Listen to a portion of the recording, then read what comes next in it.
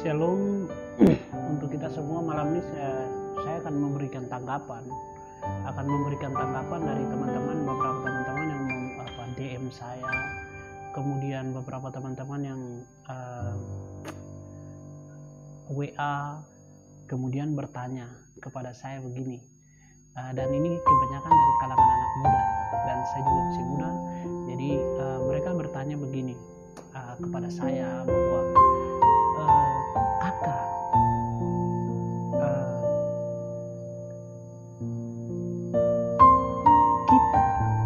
kita merokok itu kan tidak berdosa karena Alkitab tidak memberitahukan bahwa merokok itu dosa. Jadi tidak apa-apa kita merokok karena Alkitab tidak pernah memberitahukan atau tidak menjelaskan kepada kita bahwa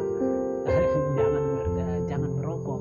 Misalnya Alkitab memberitahukan dalam 10 hukum bahwa jangan berzina, kemudian jangan mengucapkan saksi dusta, kemudian jangan membunuh. Tetapi Alkitab tidak menuliskan bahwa jangan merokok.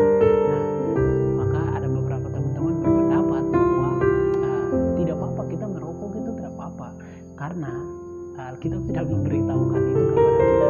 Nah, di sini saya tidak bukan untuk menghakimi, saya tidak punya hak untuk menghakimi karena penghakiman itu haknya Tuhan. Tetapi saya akan mencoba menjawab pertanyaan dari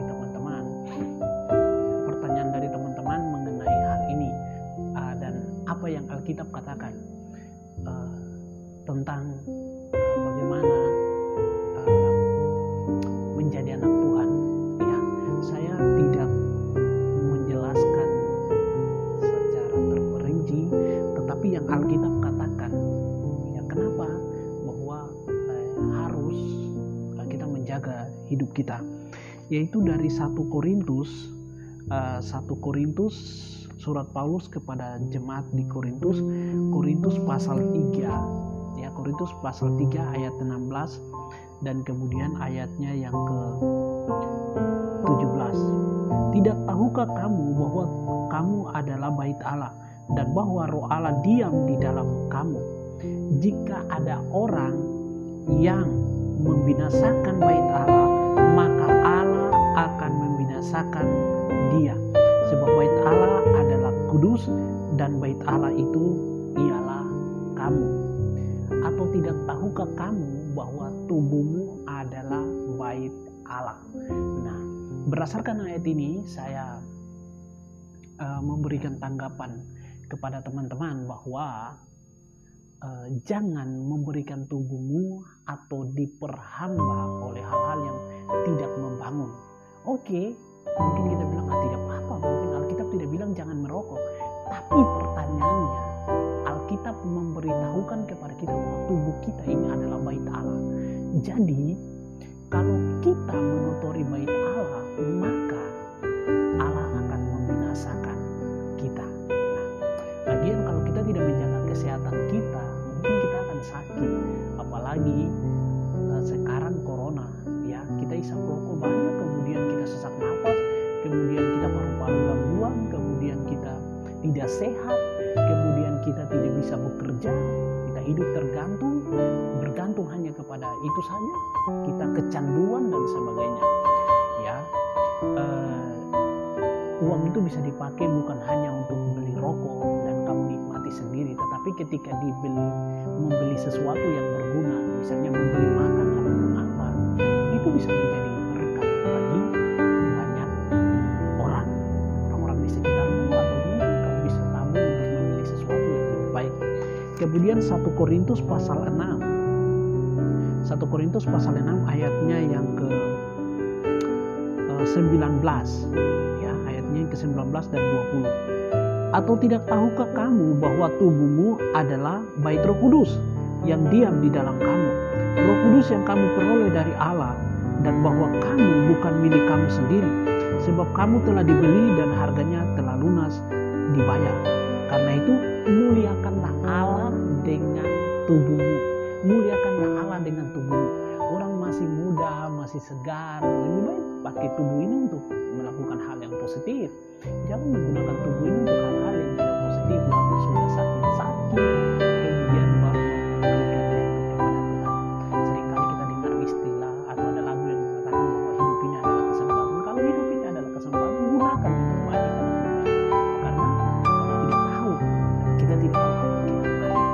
Jadi teman-teman, saya menjawab pertanyaan beberapa anak muda yang bertanya kepada saya di kalangan mahasiswa, juga di kalangan anak-anak, khususnya anak-anak Papua, yang bertanya kepada saya mengenai hal ini.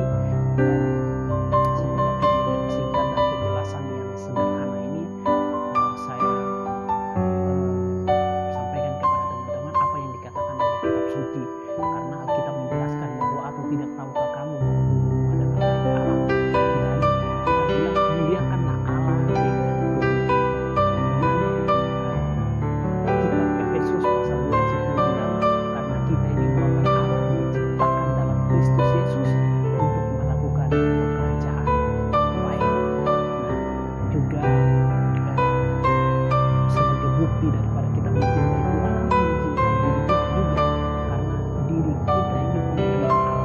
Allah menciptakan dengan penuh kasih sayang, begitu mengasihi, begitu mencintai kita.